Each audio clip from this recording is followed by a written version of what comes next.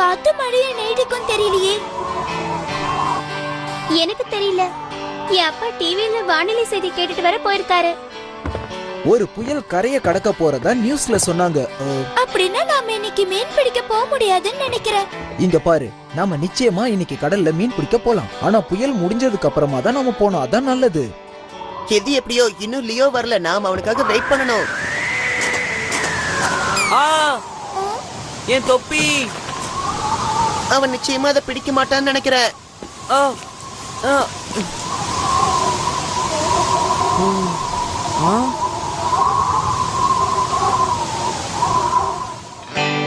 இது ரொம்ப மோசம். அதுவும் புதுசா எங்க அம்மா நம்ம மீன் பிடிக்கிறதுக்காக எனக்கு தொப்பி வாங்கி கொடுத்து அனுப்பிச்சாங்க.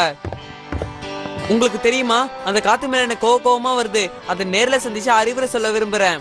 காத்து எங்க இருந்து வருதுன்னு கண்டுபிடிக்கிறது அவ்வளவு கஷ்டமான விஷயம் இல்ல. அது ஏற்கனவே நிறைய பேர் பண்ணிருக்காங்க.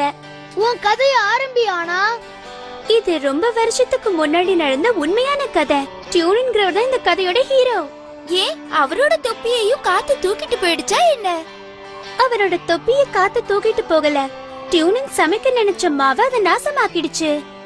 சரி சொல்லு.